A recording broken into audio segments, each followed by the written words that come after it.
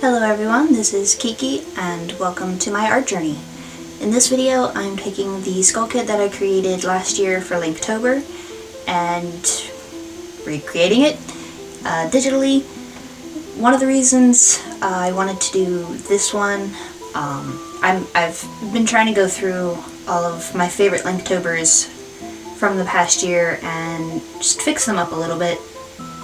One of the reasons I wanted to do this one was because I really love the way he turned out, but because I didn't know what I was going to do with the background until I finished him, I wasn't confident enough to try and bring the background to mix it in around him without completely messing everything up, with how new I am still to alcohol markers. And the fact that the paper I was using also wasn't really meant for alcohol markers either. So in the digital version, I really wanted to make sure everything incorporated itself together and just worked a little bit better. I fixed up his anatomy a little bit because his arms were a little janky. They're a little wonky. I also changed the position of his legs and actually pulled him back a little bit so that you could see all of his legs. That is, until I add in all of the atmospheric effects in which you can no longer see his legs. Which kind of makes me sad because I'm really pretty happy with how his feet came out. So you can sort of kind of see them at the end if you look real hard and kind of squint and turn your head to the side. But yeah, no, you really can't see them. I didn't make too many changes to how his outfit looked, just a little here and there. But yeah, overall I'm really happy with the end result. It's dark and spooky, and I don't normally do dark and spooky. But I love the glow effects I was able to get, and I feel like his pose is a bit more playful now.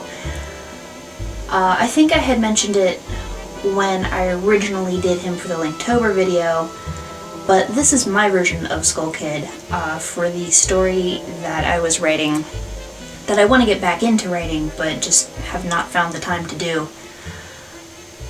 But it was a original Legend of Zelda concept called Darkness Descended, and at one point, much later in the story, I had wanted my heroes, because it's Link and Friend,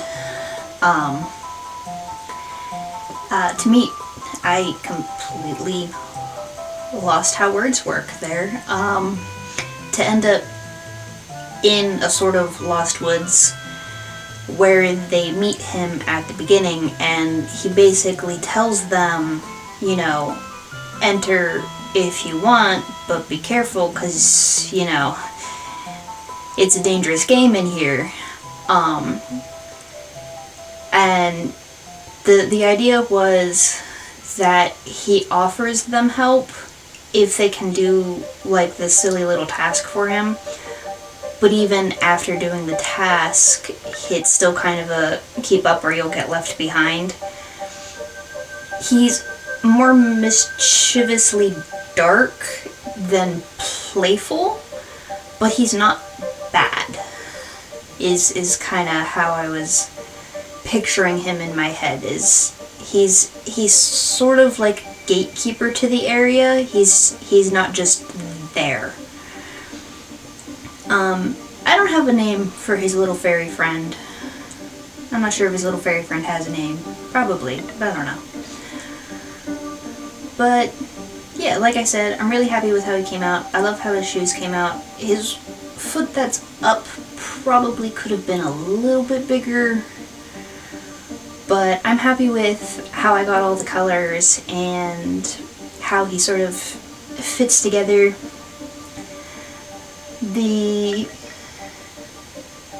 I completely lost my train of thought.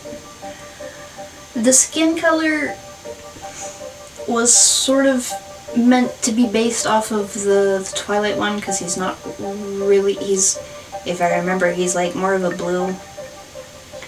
But I didn't want it to be the exact blue, and it's not the same sort of greenish blue that I had in the traditional one. I do like this one a little bit better, but I'm still not completely sold on the color.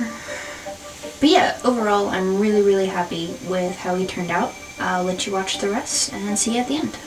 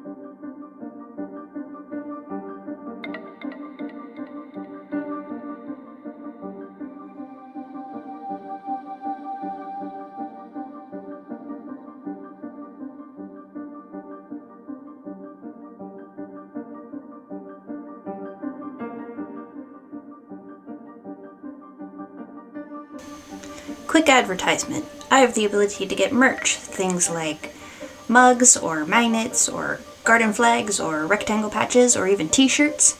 So any of my art that you've seen that you would just love to have, just let me know. I can drop you some prices. Unfortunately, I don't have the ability as of right now to make prints, even though I know that's mostly what people tend to get, but I am working on it and hopefully soon.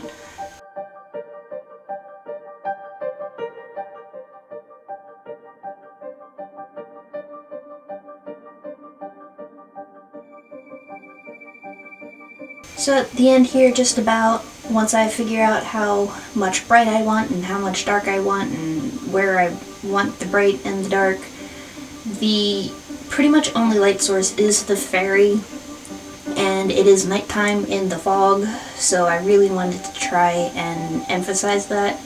I'm really happy with how the shadowy trees came out, and yeah, I hope you liked the end, and if you did, I hope you'll hit the like button. And if you really like it, I hope you hit the subscribe button and the bell so you can get notified so that you're able to join me on my arty journey. So, until the next time, bye.